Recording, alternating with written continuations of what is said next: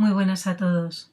Soy Elena Coello, profesora del Colegio Sagrado Corazón de los Hermanos Capuchinos, y me gustaría agradecer profundamente la oportunidad que me brinda el Colegio Oficial de Docentes para compartir con ustedes unos minutos en los cuales me gustaría realizar una pequeña reflexión acerca de la importancia del estudio de la poesía épica, esencial no solamente en la antigüedad, con personajes cumbres como Odiseo y como Eneas, sino también en nuestros días, aunque parezca un tópico.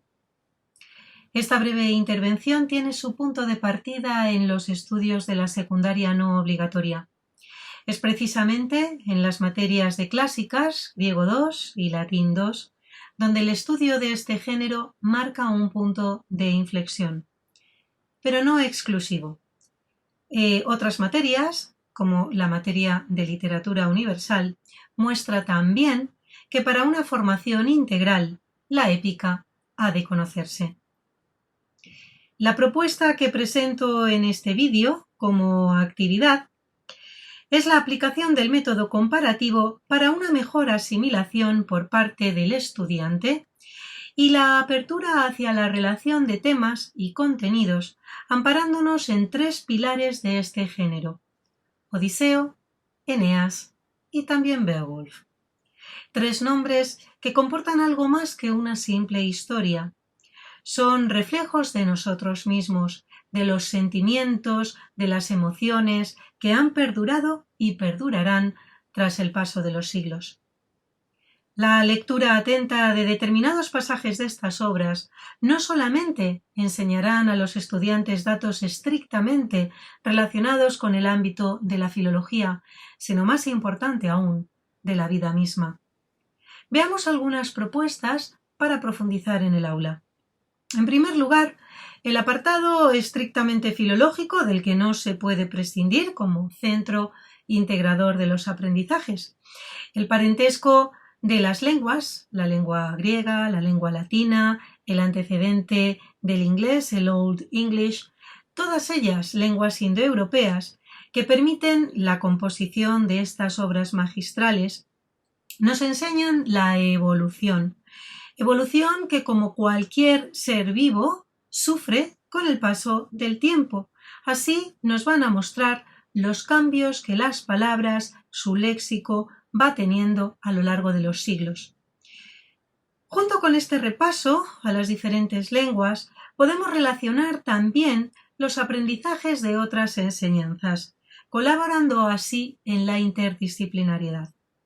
Pongamos, por ejemplo, el conocimiento de la geografía europea, en nuestro caso, con el pretexto de los viajes realizados por nuestros protagonistas, abarcando así también la cronología concreta y dispar. Desde el siglo VIII a.C., fecha normalmente establecida para la fijación de la Odisea, finales del siglo I a.C., principios del I después de Cristo para la Eneida y el VIII después de Cristo para Beowulf. Todos ellos se refieren en la historia a un tiempo anterior, en el que los protagonistas, además, van a tener una relación, en este caso muy estrecha, con el poder. Nos enseñan las características de la épica, relacionadas sobre todo con el ámbito del verso. Es precisamente el tipo de versificación empleado en estas obras el que les da esa característica especial. El hexámetro dactílico para las lenguas clásicas, el verso aliterativo para el antiguo inglés, el que da paso a una composición que va a estar repleta de fórmulas, denominadas en el poema de Beowulf como Kenningar, tan frecuentes también en las obras de la literatura de la Edad Media anglosajona. Una vez que el alumnado se ha acercado a la filología, gracias a estos recursos, mediante la lectura de estos pasajes seleccionados, puede comprobar que, sin importar la ubicación, el tiempo de las obras, el interior del ser humano apenas sufre modificación. Para ello se han seleccionado un par de temas que por motivos de tiempo pues no podremos desarrollar, pero sí que pretenden ser una pequeña pincelada para que después cada profesor pueda seleccionar los textos acordes a sus alumnos. En primer lugar, nos gustaría proponer el mundo de las creencias personales. La religión y la mitología, que van de la mano en la épica, siempre está presente. No podemos pensar en estas obras sin que aparezcan las divinidades olímpicas en las obras clásicas.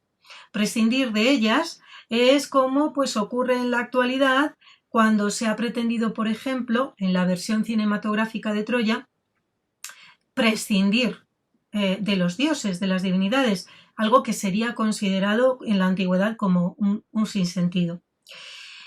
Igualmente, el ámbito de la religión presente en Beowulf, la alusión a las Sagradas Escrituras con el enlace de los protagonistas, bien, sobre todo los protagonistas del mal.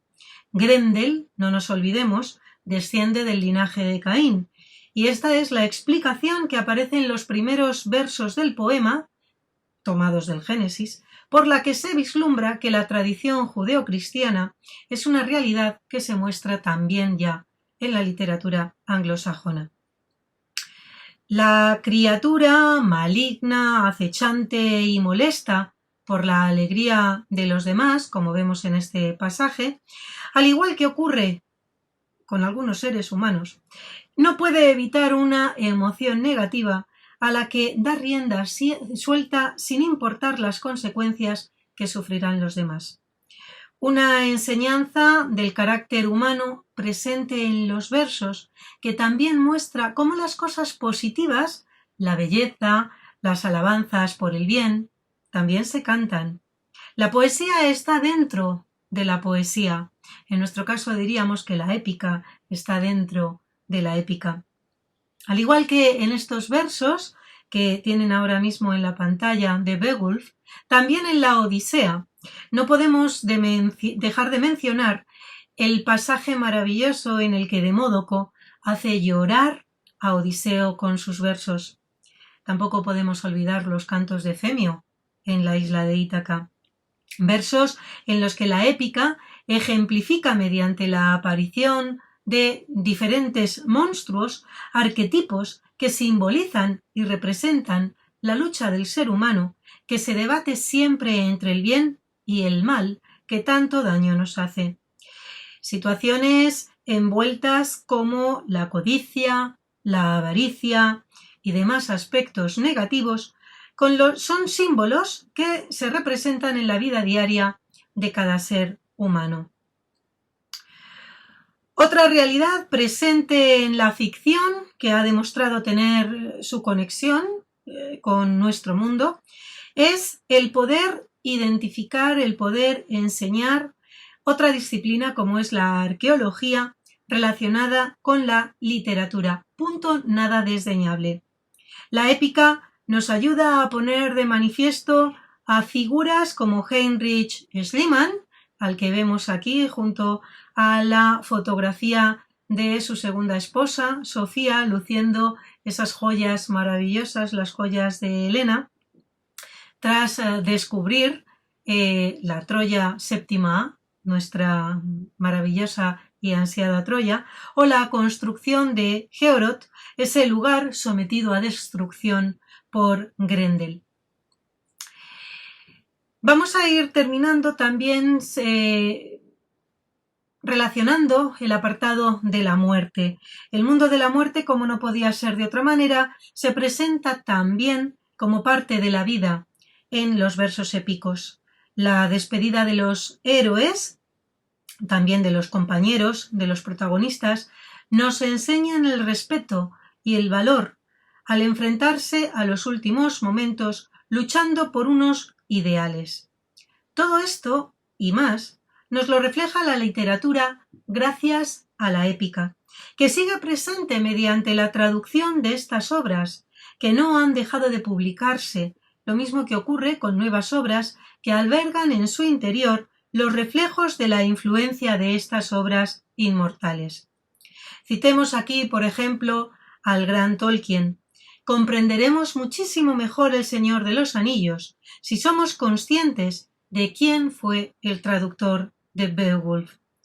Lo mismo ocurre con infinidad de otras obras que tienen puesta la mirada en las grandes epopeyas de Grecia y Roma.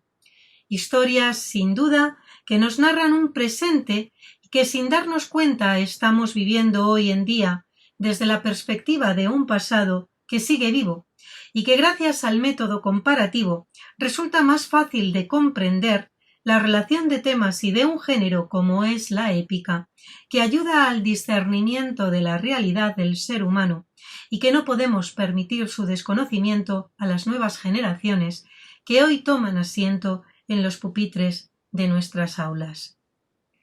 Muchísimas gracias por su atención.